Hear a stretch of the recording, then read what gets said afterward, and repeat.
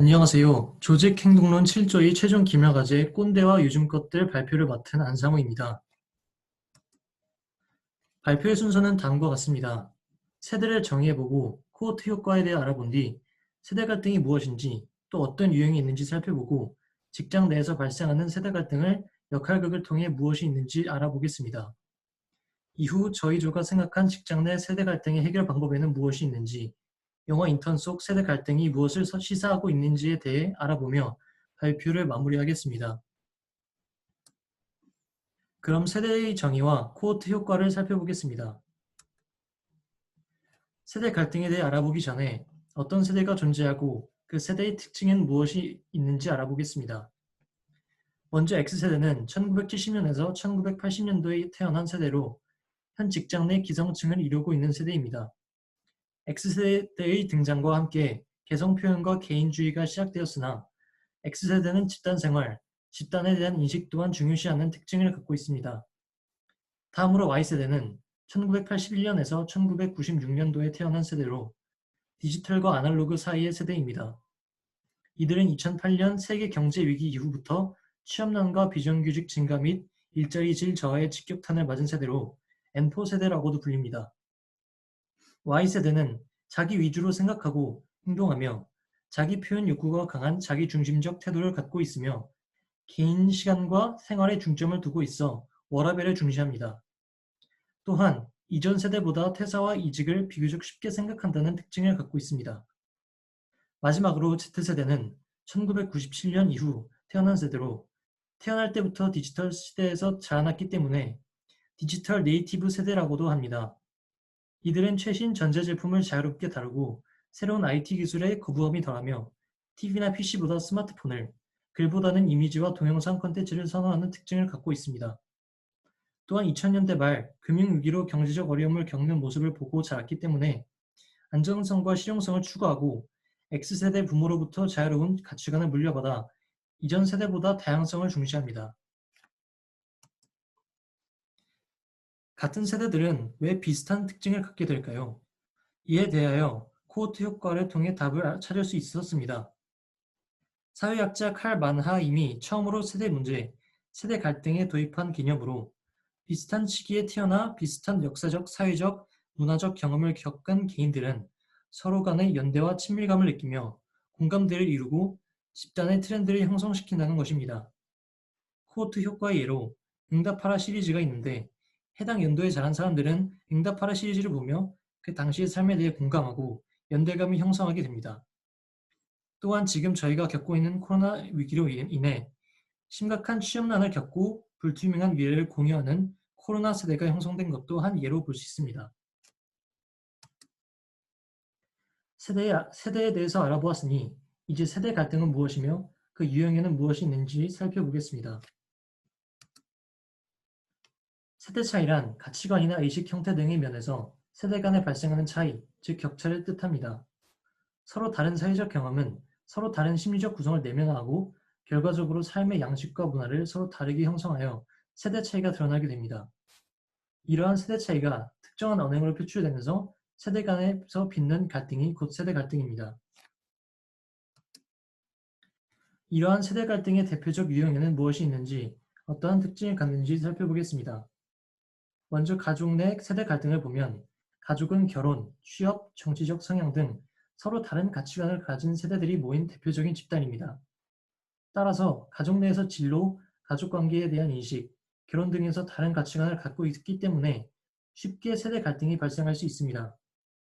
다음으로 경제 관련 세대 갈등이 있는데 이는 경제활동이 있어서 청년층과 중장년층의 간의 충돌을 의미합니다.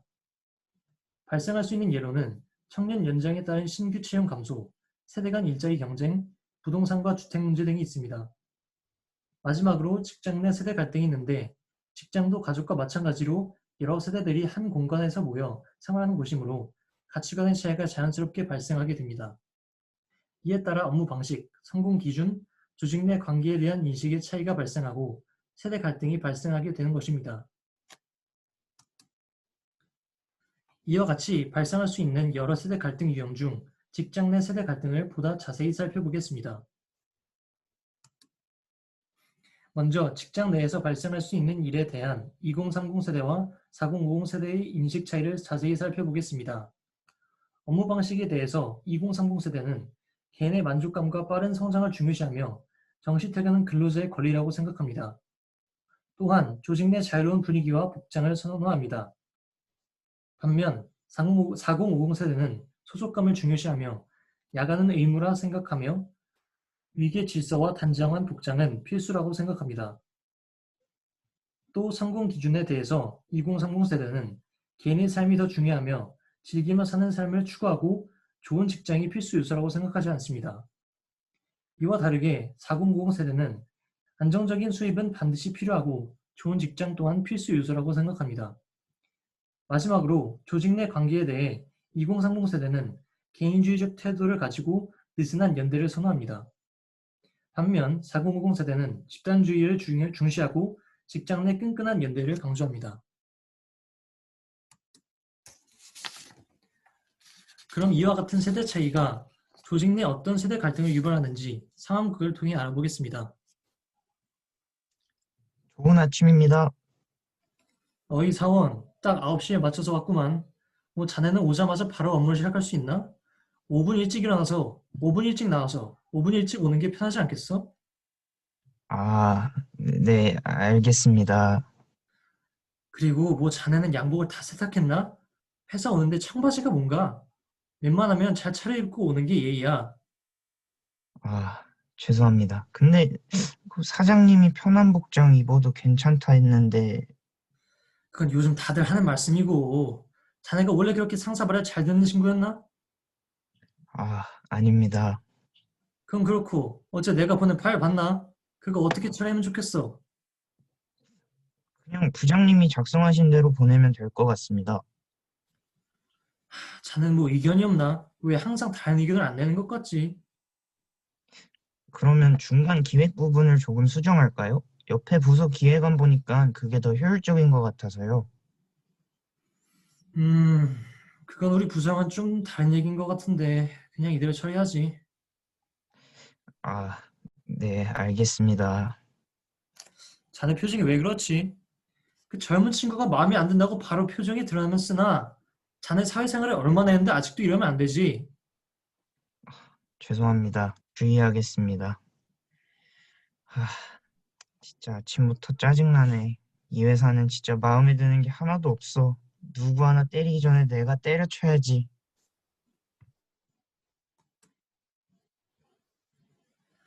여러분은 상황극 속에서 세대 갈등을 유발하는 장면을 몇 개나 찾으셨나요? 네 개를 다 찾으셨다면 여러분은 직장 내에서 꼰대를 쉽게 찾으실 수 있을 것입니다. 먼저 사원의 옷차림을 지적하는 장면과 출퇴근 시간에 대해 말하는 장면은 직장 내에서 발생하는 대표적인 세대 갈등입니다. 여러분이 비교적 쉽게 찾으셨을 것이라고 생각합니다. 그렇다면 또 어떤 장면이 직장 내 세대 갈등에 해당할까요? 저희가 의도한 바는 조직 내에서 의사소통이 제대로 안 이루어지는 상황과 상사에 대한 부정적 편견을 갖고 있는 사원의 태도 이 두 가지가 답이었습니다. 상사는 사원과 의사소통하려고 노력하지만 사원은 그에게 부정적 편견을 갖고 있어 제대로 답하지 않은 상황도 직장 내 발생할 수 있는 세대 갈등 중 한 가지입니다. 그러면 이러한 직장 내 발생하는 세대 갈등은 어떠한 영향을 미칠까요? 먼저 구성원들의 조직 몰입을 하락시킵니다. 조직 내 젊은 세대인 밀레니얼 세대는 업무 만족과 소통 만족을 통해 조직 몰입이 높아집니다. 따라서 이들은 기성세대 상사가 지시하는 업무가 개인의 발전에 도움이 되지 않는다면 업무 불만을 갖게 되고 이는 조직 몰입의 하락으로 이어집니다. 또한 보상 만족의 충성도가 낮아진다면 조직 몰입의 하락으로 이어지게 됩니다. 다음으로 미치는 영향으로서는 이직 욕구의 상승이 있습니다. 오른쪽 그래프를 보면 퇴사의 주된 이유가 상사, 동료와의 갈등임을 알 수 있습니다. 조직 내 젊은 세대는 소통이 안 되고 일방지시적이며 공사를 구분하지 않는 기성세대의 언행과 꽉 막힌 사고방식이 갈등을 초래하게 되며 이러한 세대 갈등은 이직 욕구의 상승으로 이어지게 되는 것입니다. 마지막으로 관계 갈등은 조직 성과에 부정적인 영향을 미칩니다. 이는 직장 내 세대 갈등으로 인해 발생하는 가장 큰 문제라고 생각됩니다. 관계 갈등으로 인해 조직 구성원들은 새로운 정보 획득에 대한 어려움을 겪고 새로운 아이디어의 수용을 억제하며 직무 수행에 있어 시간과 노력을 낭비시킴으로써 조직의 효율성을 저해하며 이가 조직 성과의 부정적 영향으로 이어지게 되는 것입니다.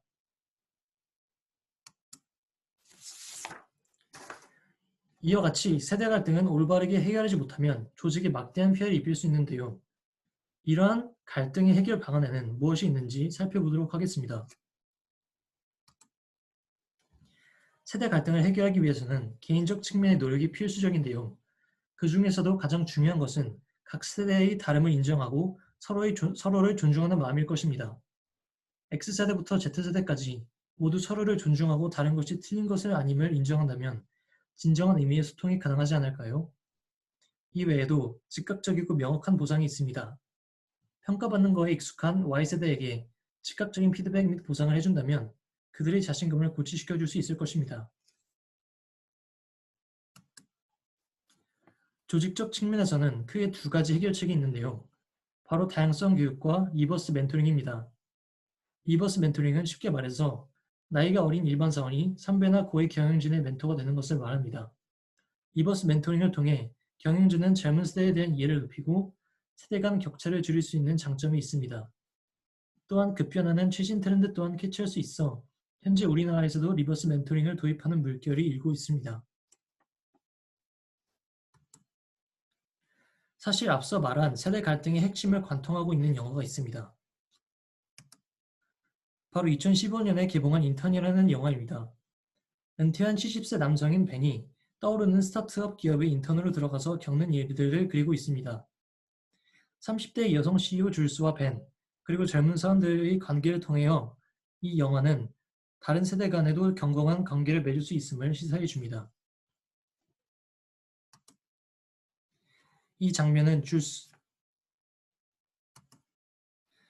이 장면은 줄스가 벤에게 물류창고로 가달라고 하는 장면인데요. 벤이 줄스가 아는 경로와 다른 길을 택하여 그녀는 그에게 의심을 품습니다. 그러나 벤이 택한 경로로 더 일찍 도착하게 되자 그녀는 그를 의심했던 것에 대해 곧바로 사과합니다. 우리는 이 장면을 통해 앞서 나온 해결책 중 하나인 다름의 이해를 깨달을 수 있습니다. 회사에 돌아와 같이 야근을 하는 도중 줄스는 페이스북 계정을 만드는 데 어려움을 겪는 벤을 도와주게 됩니다. 이를 통해 세대 갈등을 극복하려면 기성세대가 젊은 세대의 문화를 수용하려는 노력 또한 필요하다는 것을 알 수 있습니다. 벤은 수십 년간의 직장 생활을 통해 얻은 연륜과 통찰력으로 주변의 젊은 사원들에게 조언을 해주기도 합니다. 평소에는 동료의 자유로운 복장을 존중해 주지만 손님을 만나거나 미팅 등의 공적인 자리에서는 와이셔츠를 입으라고 진심 어린 충고를 해주는 것이죠. 영화는 조직적 측면에서 세대 갈등을 해결할 수 있는 해결책 또한 넌지시 던집니다. 영화에서 등장하는 줄스의 회사는 내부에서 자전거를 타고 돌아다닐 만큼 자유로우며 벤의 도움과 조언을 받아들일 수 있을 만큼 수용적인 분위기를 가졌습니다.